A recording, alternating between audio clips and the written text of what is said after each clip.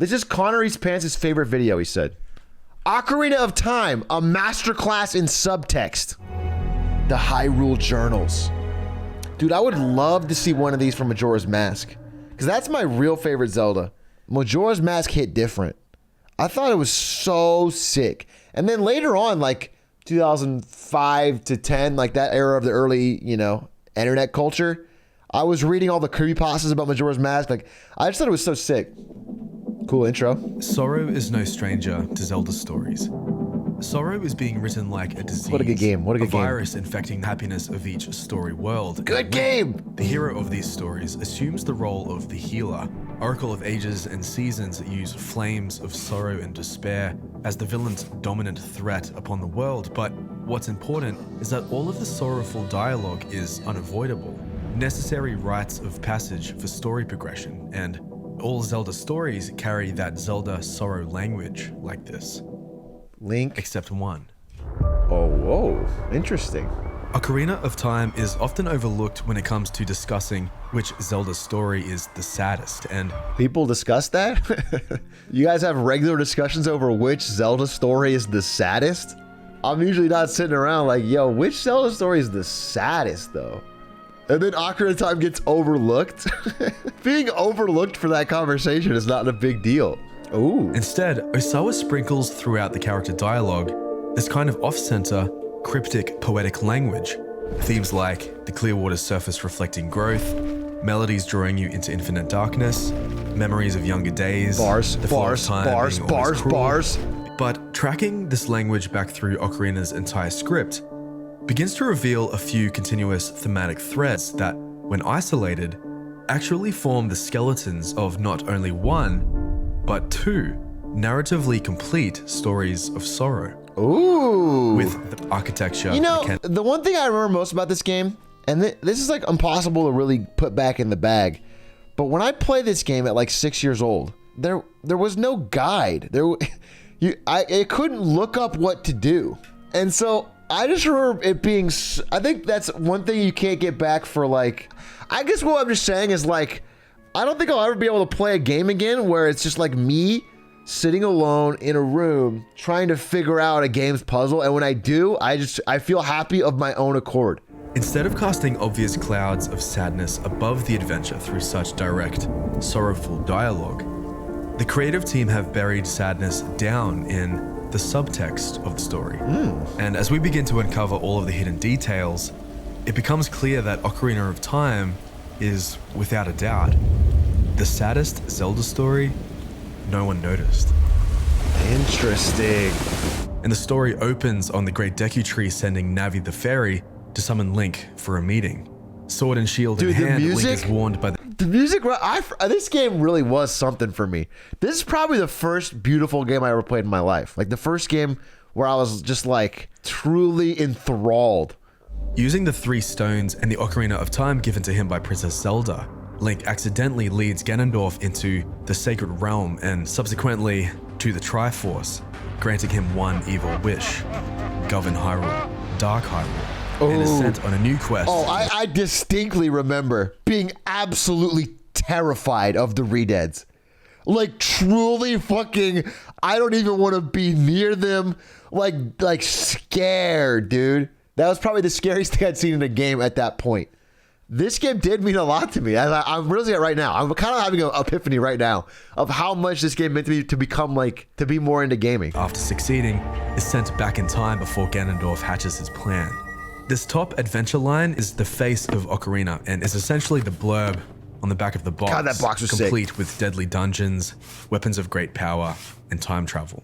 So where do these 2 sorrow threads come into play? This scene with the Deku Tree's death is by far the most dense in its layered symbolism. Emphasis is placed heavily on the importance of life and natural balance across Ocarina of Time, with this creation story embedded in the DNA of Ocarina's larger narrative, but as a living, breathing organism, that Osawa's first thread begins to take shape. Did someone say like Biden, Poggies? Are you comparing Joe Biden to the 3 goddesses of Hyrule? Joe Biden's Hyrule. It's Biden's Hyrule, dude. Redads on every corner. Okay. While the characters in other Zelda stories are the direct victims of the series' sorrow disease, in Ocarina it is Hyrule's nature that has been afflicted by Ganondorf's curse. Dude, I remember, so if you guys don't know, this boss is it's like this giant lizard that rolls around, and you gotta throw, you throw a bomb in his mouth, and then it explodes and he's weak. My little brother, who I was probably 7, I was probably 8, he's probably 5 or 6. He could not figure it out. He was trying every fucking way to hit. He was like jump slashing, it was every fucking possible way. Like for a long time, getting visibly increasingly frustrated. And I'm Pepe laughing the whole time. I won't tell him. He's like, "Tell me, Brandon. Tell me how to kill it. I think you're on the right track." It was like a summer's worth of entertainment. That's Miyamoto at the Fushimi Inari Shrine in southern Kyoto. While the direct influence of this Shinto shrine can be found in Miyamoto's Star Fox series, the broader spirit of the Shinto faith is embedded on a larger scale across his entire gamography. And this is the first sorrow thread, the Shinto line. A great love and respect for nature is the defining foundation of the Shinto religion. The minutiae of a moral compass is replaced with harvesting a desire to remain in touch with kami, the spiritual energy of a particular place or a member of nature. The anthropomorphization or physical representation of kami spirits in fiction isn't uncommon, and the best visual example might be from Studio Ghibli's Princess Mononoke. These rural, kami-like races dedicate their worship towards the greater nature spirits, the Great Deku Tree, in which, similarly to the forest spirit in Mononoke, embodies the kami of Kokiri Forest. Link's childhood phase is dedicated predominantly to connecting him with the idea of what a healthy Hyrule looks like, and Osawa and Miyamoto place such a strong emphasis on this to allow for the tragedy of what happens next hit harder. Ganondorf, in his quest of greed to gain complete mastery of the world, places curses upon all of Hyrule's nature deities, and with kami now disregarded, nature retaliates. Wait. When Link wakes after that 7 years, Link got a schnauzer, dude. That's XQC. Holy moly, that thing sticks out. instead of dungeons crafted by Hyrule's nature, the dungeons Link must purify as an adult now have man-made qualities to their architecture. And so the Shinto line is really a story about the battle over the nature of Hyrule, and Link is the cure. At the very end, Ganondorf's castle, the beacon of Hyrule's pollution, crumbles, and the Light Sage calls upon the gods to open the sealed door and send Ganondorf into the void of Evil Realm. They always banish Ganondorf. Why don't they just beat the shit out of him, dude? Kick him in the nuts. Osawa's third and final thread might be the most important and requires attention paid to these last pieces of poetic dialogue: growth, childish minds, and memories of younger days, etc. The supporting characters make sure Link knows exactly how little the world expects of him, with just a little kid, fairy boy, forest boy, fairy boy, son, little kid, and kid. Becoming a man is an ideology the characters, including Link's childhood friends, seem to consider as the highest level of honor. It is Osawa's exploration of the transition from childhood to adulthood. The children of Kokiri Forest describe the Deku Tree as not only the guardian of the entire forest, but also their father, claiming that he was the one to give life to the Kokiri race, as well as everything in the forest. That tree fucks. Kokiri Forest exists as this insular, oh, I've never seen realm. this. Wait, I want to. This is a map of Hyrule? This is sick. It's funny, it feels kind of small, but when you're playing it, it feels huge.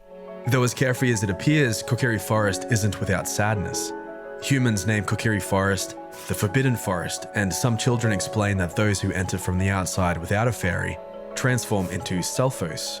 Those skeleton monsters Link faces in future That's temples. a terrible way to We go. see this happen later when a man enters the forest and falls asleep against this stump, but children cannot leave either. The great Deku Tree said that if Kokiri leaves the woods, he or she will die. There is a purity and innocence being protected here. Even on the outside, Link still sees the world through the eyes of a child, and Miyamoto and Osawa keep the design playful during this entire childhood phase. Link undergoes a physical transformation and wakes as an adult with the Master Sword now the containing biggest the nose I've essence ever of seen. his childhood. Ganondorf represents everything Link isn't, and Osawa uses this storytelling device to attack the only thing Link is holding onto.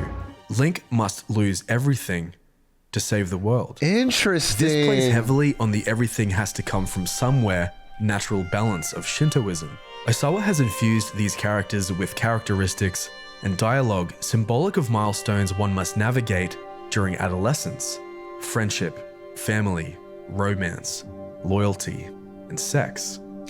Saria's dialogue dedicated predominantly to friendship. Darunia's I don't remember sworn that much brotherhood sex and from the family. game. But at this point, Link has lost everything, and Is Link just like 17, right? He is way more of an adult than I was at 17, dude. He accomplished all that. He had fucking friendship, respect, honor, love, sex at 17. to kick off the final chapter and the final fight: childhood versus adulthood. If you guys haven't seen one of the greatest videos in the internet history, this is him at the old Twitch office. He would stream from the office this thing called Terrible Tuesdays. And Ben SW here was playing Ocarina of Time for the first time in 2015. And he gets to Ganon. You're supposed to shoot him with an arrow and then hit him. And then when he shoots something out, you're supposed to knock it back. Okay, well, I'm not gonna stay here. I'm gonna. And he does not understand the fundamental concept of the fight. He doesn't understand that he has to bat it back. Ganon throws something, you're supposed to slice it back at him. You hit it with your sword. He blocks it every time and then tries to figure out what to do. He does this over and over and over and over again. He figures out the strategy where you can grab the top of this lip to avoid getting knocked off and tries to ledge stall him. Oh shit. And every time you fall, you have to climb all the way back up. He takes 1/4 of a heart every time he falls. Now, I'm going to fast forward here. He loses every heart.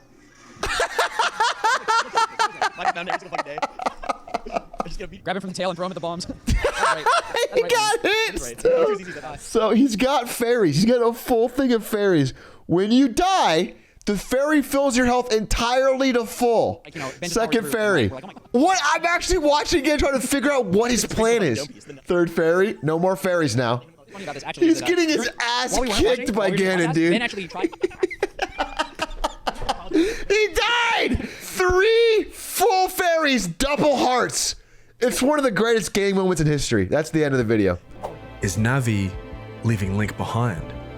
Oh, shit. Link's last connection to his childhood is severed, and if he was to return, would become a Stelphos like the man against the stump. Sag, we can't go back. This Stelphos character from Twilight Princess, aka the hero's shade who speaks of easing his regrets, is confirmed by the creators to be this Link from Ocarina of Time. What? Link saved the world and became a fucking sad Stalfos? Miyamoto and Osawa's What? third thread That's of so sorrow sad. is one that comes That is full the circle. saddest Zelda. He The was growing up right. line, in the end, Link is changed forever. A savior, banished from his childhood, destined to roam alone in a world that doesn't remember him. And all of this That's so buried sad. down in the subtext beneath the heroic adventures of the main story. What a great game. God, what a fucking good game. If you'd like to watch more of his videos, it's Good Blood. Boys, that's the end of the stream. I hope you enjoyed Get Smarter Saturdays. I hope you got a little smarter. I hope you feel a little wiser, a little more connected. I hope you learned how truly awful Ben SW is at video games.